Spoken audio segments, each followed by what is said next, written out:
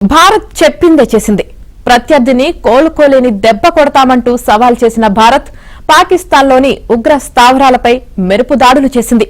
మంగళవారం అర్ధరాత్రి దాటిన తర్వాత ఏరి మరీ లష్కరే తాయిబా, జైషే మహ్మద్, హిజ్బుల్ ముజాహిద్దీన్ ఉగ్ర స్థావరాలు, ప్రధాన కార్యాలయాలపై భారత సైన్యం మెరుపు దాడులు చేసింది. సరిహద్దు దాటకుండానే క్షిపణులు, బాంబుల వర్షం కురిపించింది. ఉగ్ర శిబిరాలు, స్థావరాలను నేలమట్టం చేసింది. కరుడుగట్టిన ఉగ్రవాది మసూద్ అజహర్ ను మళ్లీ కోలుకోలేకుండా చావు దెబ్బ కొట్టింది. దాడుల్లో తాను కూడా చనిపోతే బాగుండు అని అతడు అన్నాడంటే వాటి తీవ్రతను అర్థం చేసుకోవచ్చు.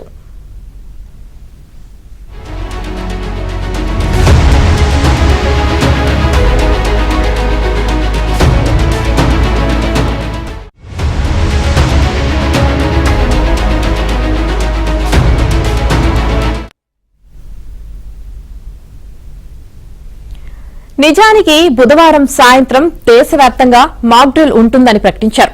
కానీ మంగళవారం అర్ధరాత్రి దాటిన తర్వాతే అసలైన ప్రతీకారానికి శ్రీకారం చుట్టేశారు.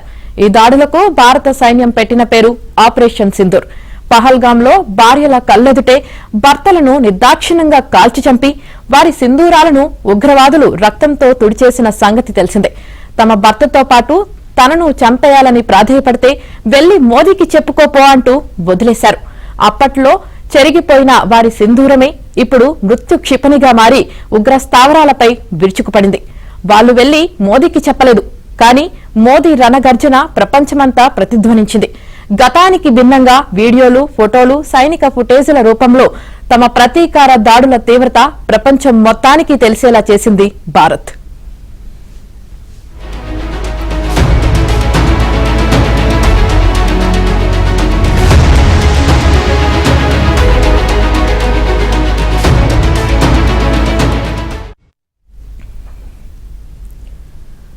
ఉగ్రదాడికి భారత్ ప్రతీకారం తీర్చుకుంది. మారణ హోమానికి పాల్పడిన ఉగ్రవాదుల ఆయువు పట్టులపై మన సైన్యం, వాయుసేన దళాలు క్షిపణులతో విరుచుకుపడ్డాయి. ఉగ్ర శిబిరాలు, స్థావరాలు, వాటి ప్రధాన కార్యాలయాలను తుత్తినీయలు చేశాయి.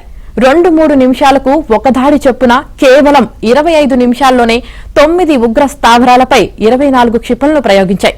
పాక్ ఆక్రమిత కాశ్మీర్, పాకిస్తాన్లోని బహ్వల్పూర్, లష్కరే తాయిబా, జైషే మహ్మద్, హిజ్బుల్లా, ముజాహిద్దీన్ ఉగ్ర స్థావరాలను నేలమట్టం చేశాయి. ఈ దాడుల్లో దాదాపు 80 మంది ఉగ్రవాదులు హతమైనట్లు రక్షణ వర్గాలు వెల్లడించాయి. మరో 70 మంది గాయపడ్డారు. మృతుల్లో కరుడుగట్టిన ఉగ్రవాది మసూద్ అజహర్ కుటుంబ సభ్యులు 10 మంది సహా అతని అనుచరులు మరో 4 ఉండటం గమనార్హం.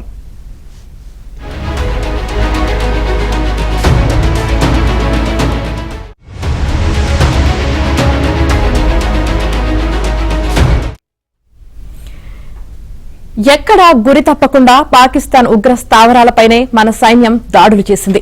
మిలిటరీ స్థావరాలు, పౌరులపై ప్రభావం చూపకుండా అత్యంత ఖచ్చితత్వంతో ధ్వంసం చేసింది. దాడులు చేసిన అరగంటకే సైన్యం ఈ మేరకు ప్రకటన చేసింది. అనంతరం బుధవారం మధ్యాహ్నం ఆర్మీ కార్ప్స్ సిగ్నల్స్ కు చెందిన colonel Sofiya Qureshi, wing commander Vyomika Singh తో కలిసి విదేశాంగ శాఖ కార్యదర్శి విక్రమ్ మిశ్రీ మీడియాకు వివరాలు వెల్లడించారు. ఆపరేషన్ సింధూర్ను అమలు చేసిన తీరును వివరించారు. 9 లక్ష్యాలపై తాము ఎందుకు గురి పెట్టాల్సి వచ్చిందో కల్నల్ సోఫియా కురేషి తెలిపారు.